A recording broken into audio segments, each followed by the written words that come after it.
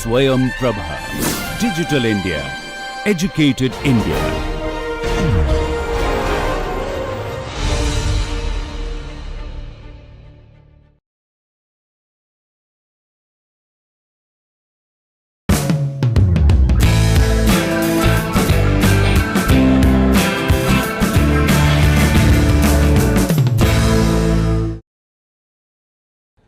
We have looked at in the last class that in the case of a mode 1 loading, the crack will propagate in a self similar manner. Then we said when you go to the case of pure mode 2, the crack will propagate at an angle which you have to find out from the appropriate criteria, and we have looked at the criteria of energy balance, and I said it is essentially useful for coplanar crack extension. Then we looked at the criteria that allow estimation of crack growth direction. I had mentioned maximum principal stress criterion. Originally when this was introduced, it is known as maximum tangential stress criterion.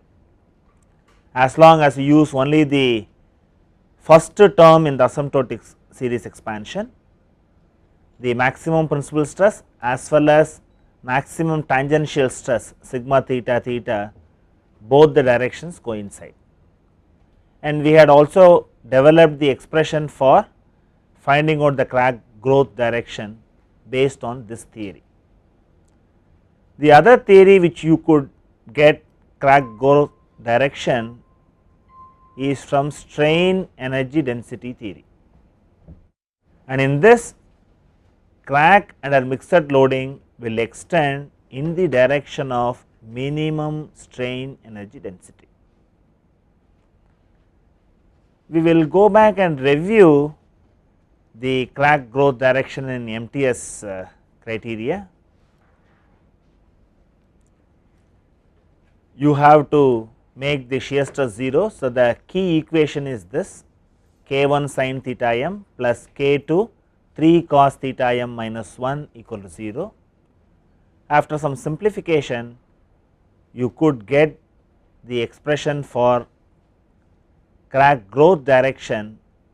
You have this as tan theta m divided by 2 equal to 1 by 4 k1 by k2 plus or minus 1 by 4 square root of k1 by k2 whole square plus 8.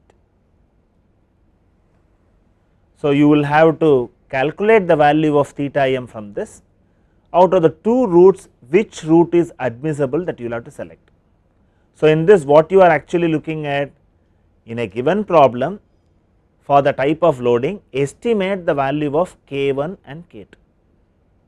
So, this expression would give in which direction crack can possibly grow, but for crack to proceed by fracture, it has to reach the instability condition. What is that instability condition? That also we will have to look at it. But before we go into that, we will also see the comparison of results from experiments.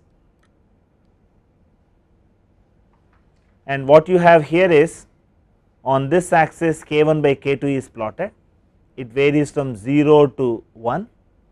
So, that means the horizontal axis whatever that you have here, this is for a pure mode 2 situation.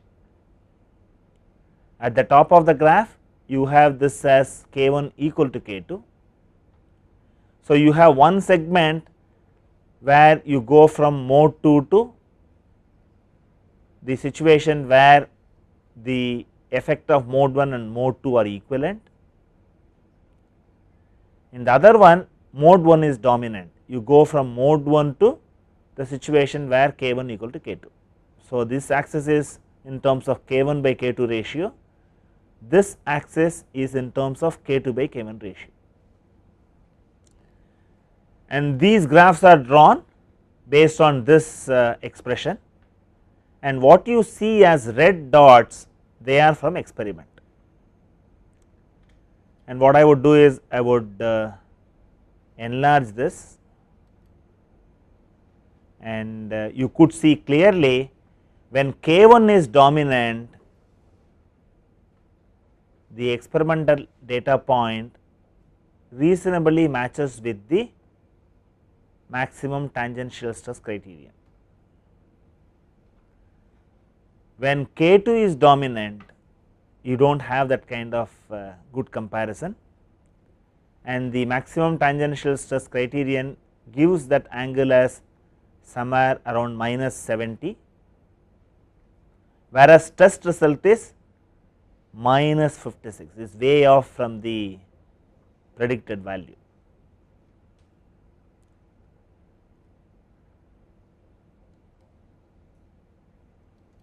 And you could see that the crack will extend in a direction as shown here. So, you have this angle as minus of theta m,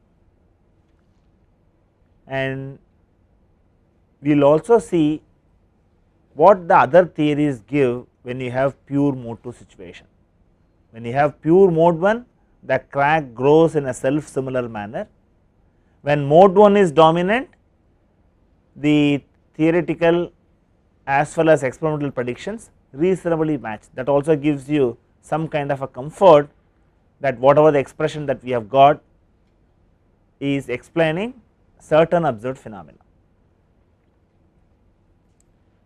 Next we move on to what is the condition for onset of fracture. I think this is where we had stopped in the last class, and the idea which I want to convey is, we are used to conventional design approach. In conventional design approach, what we were doing, in a real situation you may have combined loading. However, to assess whether yielding would occur or not, we would take the result from a simple tension test, whatever the value of yield strength you get, use it in an appropriate way for your combined loading situation also. You also have multiple theories, you had Tresca yield criteria as well as von Mises yield criteria, you did not have one theory, but the focus is from a material point of view, whatever the parameter that you want, you do it from one single test. So, in this fracture instability analysis also, you look at what is the value of sigma theta theta at any value of theta m, and in a mode 1 situation this value should go to the K1 should go to K1C. So, based on that you use this for any value of theta m also. So, that means for a given problem situation find out K1 and K2,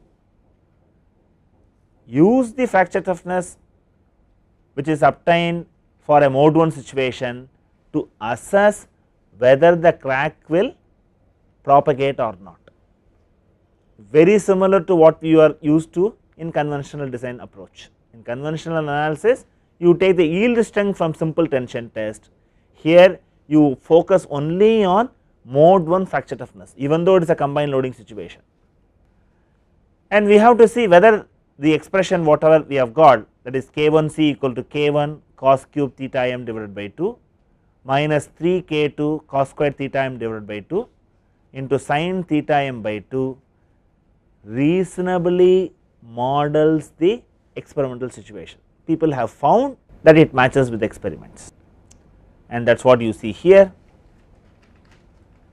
You have data of K1 and K2 plotted on the x and y axis,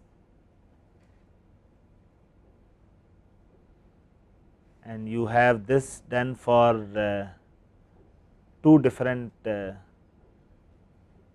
materials. The circles and triangles are from experiments and the line is from the condition that you have K1C equal to K1 cos cube theta m by 2 minus 3 K2 cos square theta m by 2 sin theta m by 2. So, what you will have to do is, in a given problem find out the value of K1 and K2 for the given loading, also determine the direction in which crack can propagate. So, use that theta m and find out whether this quantity is equal to K1C or not. If it is equal to K1C, then fracture would occur in that particular direction. This is found to be satisfied for a class of materials, because like von Mises and Tresca, they are not applicable for all materials. Some materials obey von Mises criteria better than Tresca. So, in fracture also you will have multiple theories, people are still working on. A reliable comprehensive theory is not yet developed, you have to find out theory for your own application. And you also have what is the limiting value of K2C, which could be expressed in terms of K1C. We would see such expressions a little while later. Now, we move on to the next theory, which is strain energy density criteria.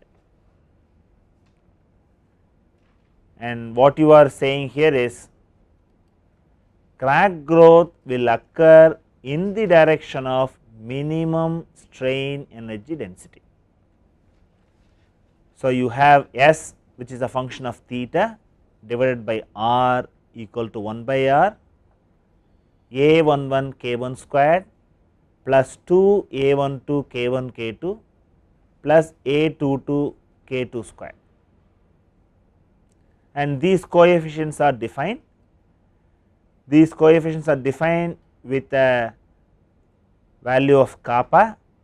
By choosing kappa appropriately, you could get the expression for plane stress as well as plane strain.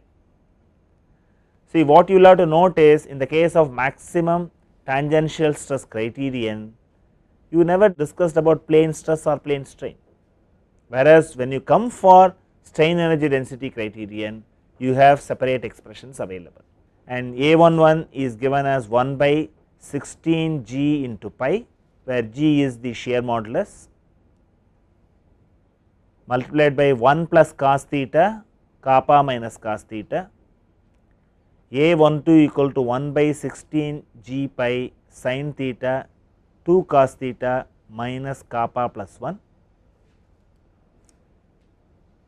A22 is 1 by 16 G pi kappa plus 1 multiplied by 1 minus cos theta plus 1 plus cos theta multiplied by 3 cos theta minus 1.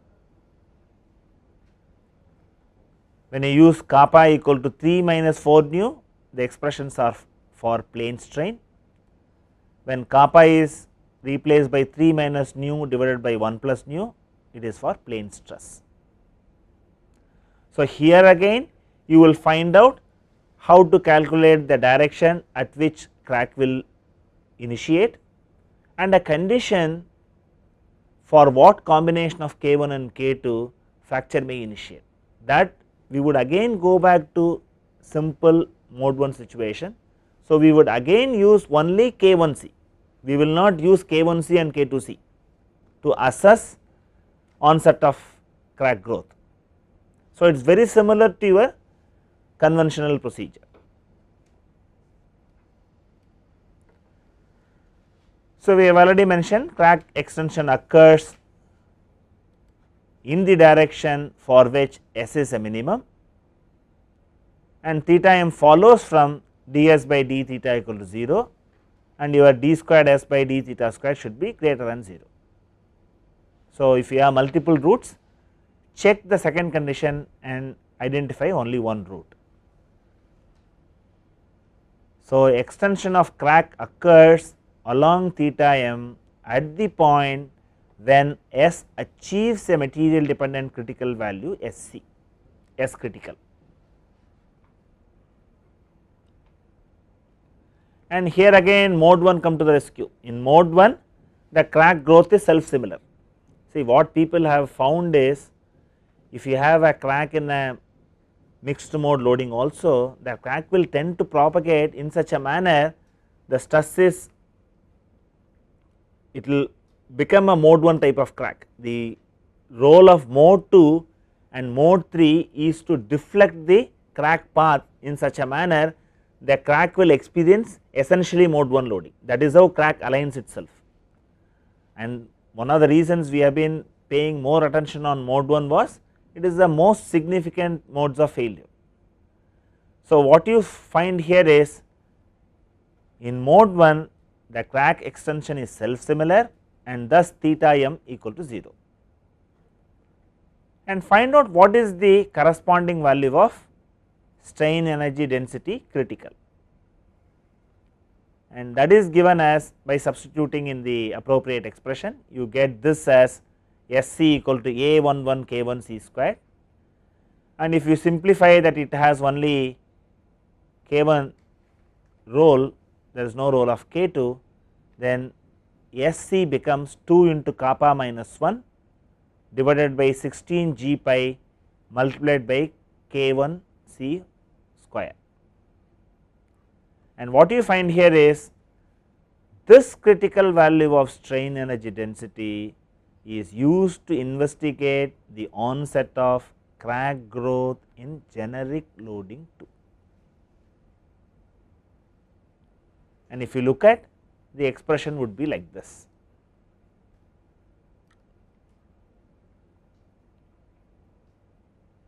So, in the case of strain energy density criterion, you find out for a given loading the values of K1 as well as K2, then find out this value 16 G pi divided by 2 into K minus 1 kappa minus 1 A11 K1 squared plus 2 A12 K1 K2 plus A22 K2 squared in such a manner that you substitute theta equal to theta m in the expressions, whole power half.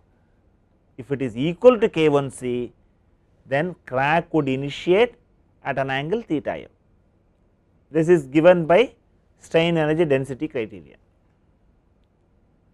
and principal stress criterion or maximum tangential stress criterion, you have K1 cos cube theta m divided by 2 minus 3 K2 cos square theta m divided by 2 sin theta m divided by 2. If it is equal to K1C, then crack initiation would occur.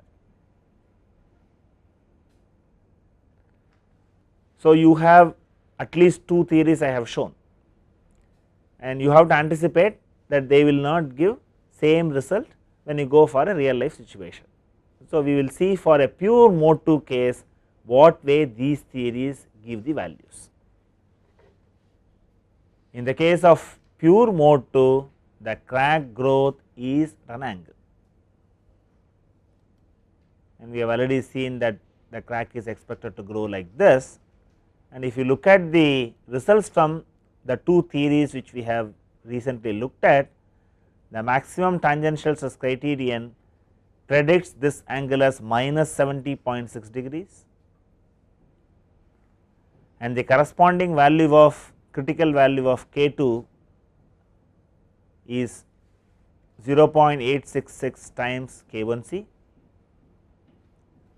On the other hand, if you go for strain energy density criterion and if you consider Poisson ratio equal to 1 by 3, and if you take the plane strain situation, the crack extension angle is minus 83.62 degrees.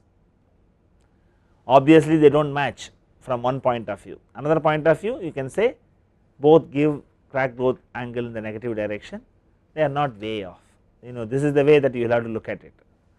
And what is the value at which the crack initiation occurs? In one case it is 0.866 times K1C, in SED it is 0.905 K1C. Here at least the difference is not that much. So, this you will have to accept, the problem is so complex and you do not have a valid theory which is useful when mode 1 is dominant, but they are not really good when mode 2 is dominant. That is what the result pictures. So, what people have thought? People have gone for developing theories based on empirical approaches. We would also see that. There was an experimental work by Wu in 1967. He conducted a series of tests on orthotropic materials such as balsa wood and fiberglass reinforced plastic plates.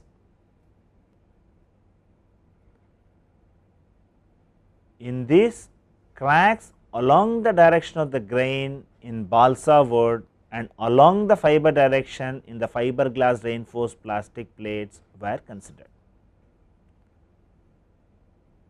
The specimens were tested under pure tension, perpendicular to the crack, combined tension and shear and pure shear. So, it is done for mode 1, mixed mode as well as pure mode 2. In all these cases, the cracks were found to extend along an essentially straight line collinear with the original crack. So, you will call this as coplanar crack extension or self similar crack growth. This is what Wu has observed, but he handled orthotropic materials, it is not an isotropic material. He found that an empirical relationship of the form K1 by K1C power A plus K2 by K2C power B equal to 1 reasonably models the behavior, and for the cases he considered A equal to 1 and B equal to 2 was found to be sufficient. So, you have to note here the final expression is obtained in an empirical fashion. This empirical relation uses the fracture toughness in mode 1 as well as mode 2 in arriving at the result. In the earlier cases we had used only K1C, here both K1C and K2C are used, and the form is given like this: K1 by K1C power A plus K2 by K2C power B equal to 1. This comes from an empirical approach, and this is the paper that he has published. This was in 1967, application of fracture mechanics to anisotropic plates, ASME Journal of Applied Mechanics, in the pages 967 to 974. And if you look at, people have taken advantage of this, and you also have graphs which depict the type of variation as a function of K1 and K2. And what you have here is, I have one graph drawn which is essentially a circle. I get this as K1 squared plus K2 squared equal to K1C squared. This essentially comes from your energy balance criterion. This is valid only for coplanar crack extension. Here, when you take the graph as K1 by K1C whole squared plus K2 by K2C whole squared equal to 1, you have taken A equal to 2 and B equal to 2. This is an equation of an ellipse which uses K1C as well as K2C, and what the literature says is such a expression is also useful for non coplanar extension, because it is empirical formulation. If you come from energy balance criterion, you will have only K1 squared plus K2 squared equal to K1C squared. If you divide it by K1C squared and K2C squared appropriately, the formulation is empirical in nature, and people have also done it for combination of mode 1, mode 2 and mode 3. There the expressions looks like, for a plane strain situation, K1 by K1C whole square plus K2 by K2C whole square plus 1 by 1 minus nu multiplied by K3 by K3C whole square equal to 1.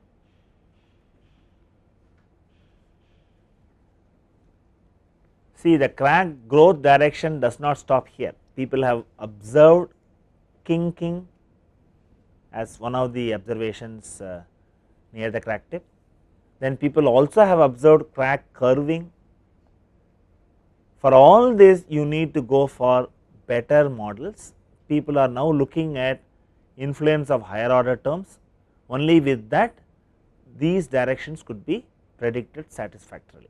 So, this area is open for research. So, I would appreciate that you consult the current literature to learn further. Now, we move on to the very important chapter on crack arrest and repair methodologies. What is the need for crack arrest? Obviously, by arresting the crack, you would be able to enhance the life of the component. So, one of the goals of fracture mechanics is to extend the life of a component in the presence of inherent flaws. Because if you look at many of the bridges built 50 to 60 years back, now they are all developed cracks, and if you do not salvage it, you have to rebuild them. So, people are developing repair technology so that they could extend the life for some more time, saving enormous amount of cost. So, it is a very important area, and fracture mechanics understanding helps in doing this.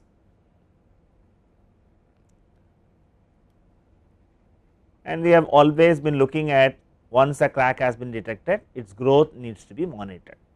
We have also theories that say how the crack will grow.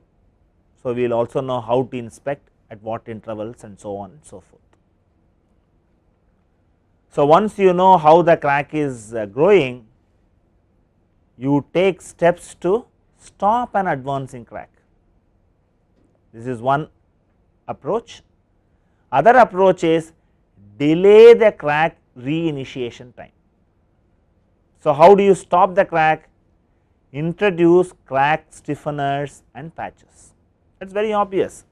If you have a car and if you have a plastic cover to that, it will invariably develop a crack. So, you should know how to stop it. So, the question is, which way you will put the tape, along the crack direction or perpendicular to it? We will see an answer. Okay. Other measures could be to heal a crack. This is catching up now. The influences from biological systems, people have also developed self healing composites. And in certain applications where it is not load bearing member, necessary repair technologies can be applied to reuse the cracked component. That is also needed. Like you stitch your cloth, you also have metallic stitching. There are companies ready to do this for a price. So, we will also have a brief look at that. And what is the physics in crack arrest methodologies? So, we will go back to our understanding of energy release rate and resistance. We take a ideal brittle solid, and what you are having here is,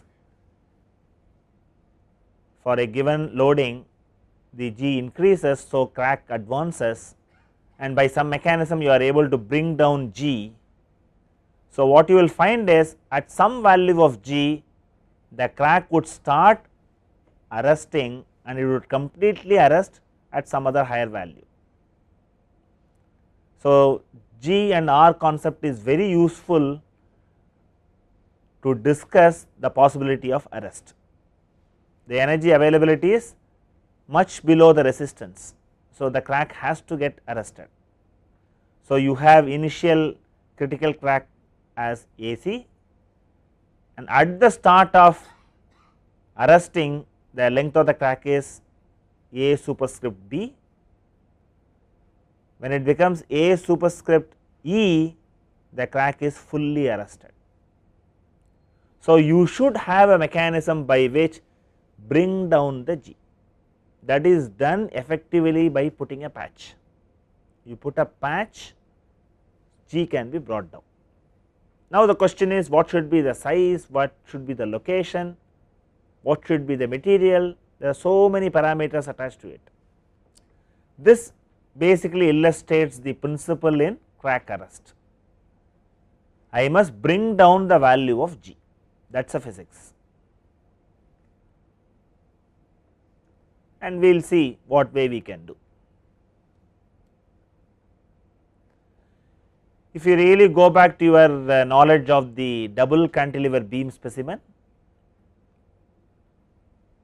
the parameters, the geometrical parameters of the specimen can be suitably selected to have either a constant g or a decreasing g as a function of crack growth. On that basis, you could perform an experiment and satisfy that crack arrest is possible. The other approach is put a patch. So, you have an external patch that is put, and what you find here is the patch is more effective if the crack tip is slightly ahead of the patch AB. That means, do not put the patch here, put it somewhere here. Essentially, you are increasing the stiffness in that location, so that the energy release rate comes down, and this is the same graph that you had seen earlier. So, because of the patch, when the crack has come to this, you will have a crack getting arrested. Then as the load is increased, the crack can again reinitiate and grow further. And for all this, we have earlier looked at the severity of crack from photoelastic fringe pattern. We would also investigate the effectiveness of a patch from photoelastic fringe pattern. And once I say a patch, I can put it on both sides or one side, all these variations are possible. So, we would see how photoelastic fringes will look like. So, what you have here is, you do not have to sketch this. This gives a indication I have a crack. How the patch is put? The patch is put perpendicular to the crack. This is the configuration which will help in arresting the crack. We will see how the fringe patterns look like, and all the parameters, whether you can put patch on both sides. For example, if you are working on the aircraft components, only one side is visible to you, other side you cannot access. So, I can put patch only on one direction. So, we will have to investigate whether putting a patch on one direction is sufficient enough for your given application. If possible, you put patch on both sides, you should have accessibility for that. And in fact, the aircraft manufacturers have really paid attention on several aspects of it, whether the patch should be of the same material as the base material, or it should be made of a composite, because when you have aluminum frame, they would try to put a patch made of glass fiber or Kevlar fiber or carbon fiber type of patch, and see how the effectiveness of it, what should be the length, what should be the width, these are all parameters. So, what we will see is, we would just have a look at the fringe pattern that gives you enormous amount of information. So, I will take a fringe pattern somewhere here, I will put the similar load, I will put a similar load here. So, you could see from the size of the fringes, this is the unpatched specimen, this you could sketch. I would like you to sketch, and this is the patched specimen on one direction, this is the patched specimen on both the directions. You could see the fringes drastically come down. Obviously, it indicates the stress intensity is low when you have two patch. This goes with your common sense. When you say that it is fully patched, it has to be well protected. So, that is what you see here, and this gives you dramatically, it is a very carefully done experiment. This was done by my student Madhu, a very careful experimentalist, and you have one patch here, you have another patch,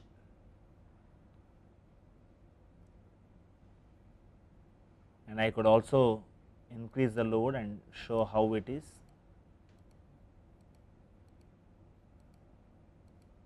So, we have gone out to 0.79 MPa, and this also you can see. So, at 0.79 MPa, the fringe pattern is of particular size, whereas it is very, very small when you have double patch. and you know these were calculated by photoelastic analysis. You could see for one case you collect data from the field, this is reconstructed fringe pattern, and the value of K1 is 0.67 MPa root meter, and K2 because of small deviation of the crack as well as the loading, you have a very small value of K2 present, it is 0.03 MPa root meter. So, it is possible by processing the photoelastic fringe pattern, extracting the value of K1 and K2 from the field, and what I would like to show is a comparison in the form of graph. This is more important, you make a sketch of this. You have configurations listed on one axis, stress intensity factor is listed on the y axis. So, when you have a unpatched crack, it is about 0.7 MPa root meter, one side patched it has come down to around 0.36 or so. When it is patched on both sides, it is 0.15 or so. So, this shows crack arrest by patching is effective. Patching brings down the value of stress intensity factor. So, it is a useful methodology. Another approach what people do is people use hole as a arrestor. So, what you see here is I have a plate with a hole from which cracks have emanated. On one side you have a crack, on the other side the crack is stopped by a hole, a small hole is put. And why do you go for a hole? When you put a hole, the stress intensification comes drastically down to around 3, because it is a finite body, it will be greater than 3, it is not infinite anymore theoretically, because at the crack tip you have infinite value of stresses. The moment you put a hole, and this is the reason, you know, when you have riveted joints, the riveted hole serves like a hole. So, it acts like a crack arrestor, the reinitiation time is delayed. It may not have much change in the stress intensity factor, but the crack, for it to grow further, it has to again initiate and then go. So, you delay the reinitiation time, that is the advantage of hole as a crack arrestor. This is again done by photoelastic analysis. You have the fringe patterns in dark field as well as bright field. You would not see much difference between the fringe pattern, because the SIF value is not significantly altered, and you have taken this, its close up views are shown, and these are the reconstructed fringe pattern from the data processed. One is for the actual crack, another is crack tip blunt by a hole. You do not find major difference in the SIF value, but what is the advantage of a hole is it delays the reinitiation period. You have K1 as 0.33 MPa root meter, when it is blunt by a hole it is 0.265 MPa root meter. See, these are all done on epoxy, that is why you see such small values of stress intensity factor. It is not done on aluminum or steel, there the values would be totally different. So, the effect of hole is to delay the reinitiation time. Original crack growth rate is like this. When you have a hole, it will delay and then crack growth will be like this. So, this is the advantage you have, it delays the reinitiation time, and this naturally happens when you have riveted joint. Whatever the crack that is initiated by one hole, it will come and stop at the other hole, then it will take some time for it to grow further. So, this was the difference. When you have a welded joint, once the crack starts propagating, there is nothing to arrest. So, crack will simply zip through. So, in the later ship designs, people have provided crack arresters at appropriate locations, then welded ship also became very safe. So, this is what you have to keep in mind, the reinitiation time is what is the gain that you get when you have a hole put at the end of the crack. And the next concept is self healing. It is all precipitated by biological systems. See, what happens is when you have a fall, you get a bruise and your system understands that this is where something has happened. So, you have skin is reformed only in that location. How does this happen? Can this be mimicked in real structures? Particularly when you have a space exploration device which is made of composite, you can't go to space and repair, it has to repair by itself. So, in such exotic applications these concepts are tried. Structural polymers are susceptible to damage in the form of cracks which form deep within the structure where detection is difficult and repair is almost impossible.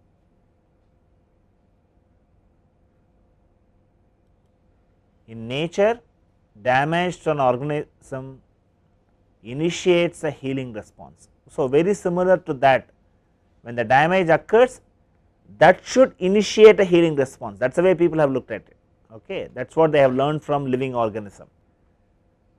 So, this concept has been applied to synthetic material design and a self healing polymer has been developed. And I could magnify it and then show the composite looks like this. It is done at University of Illinois. Professor Sotos is credited with this contribution. You have a crack and the crack also gets healed,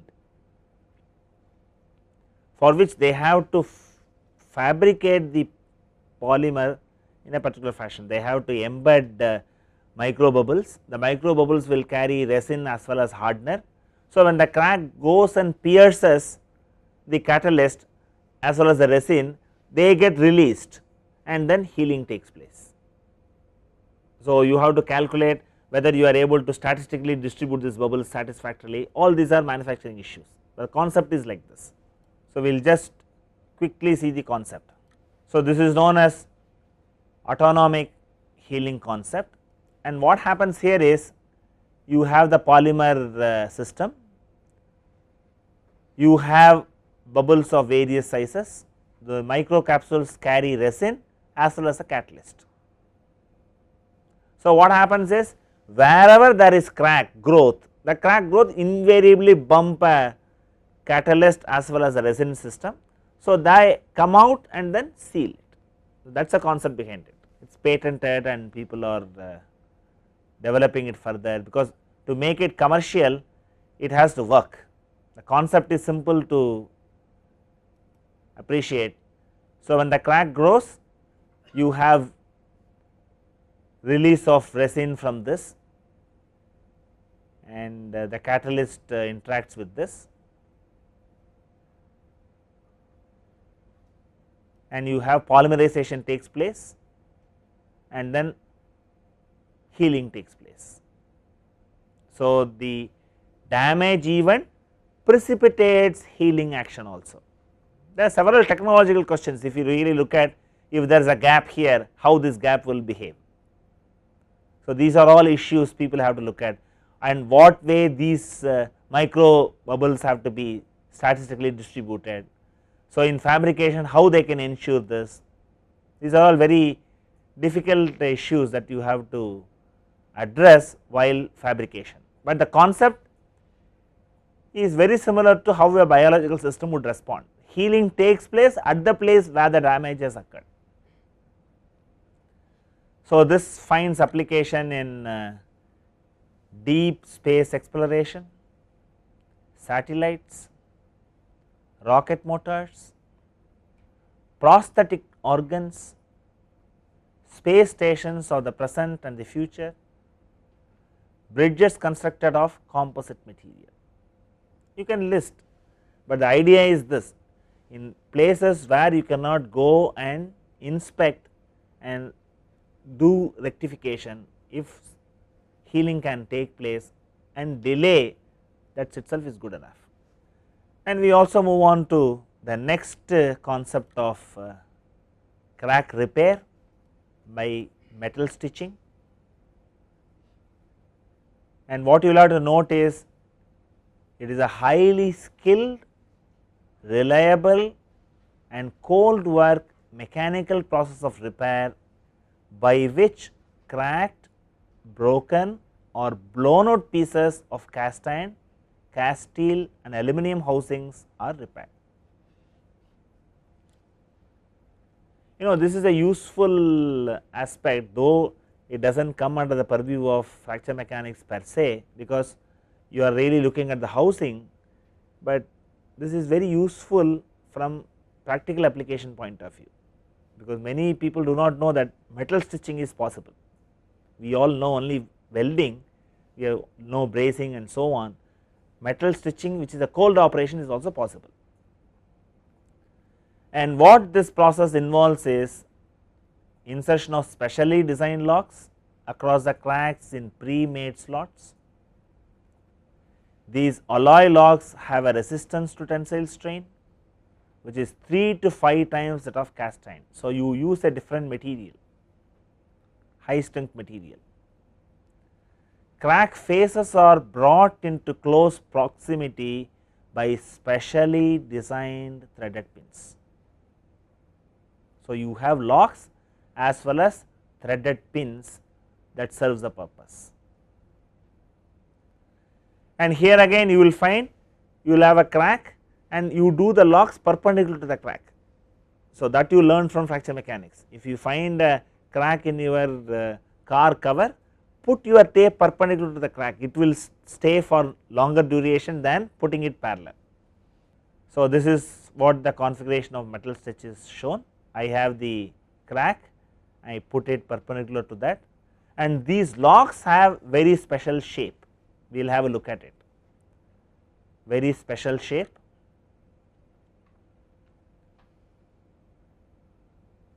This is the top view, you have a crack that is going through and you have this special lock. It is not simple straight piece, it is machining itself is skilled, you need to have this kind of machining, and a typical lock would be like this.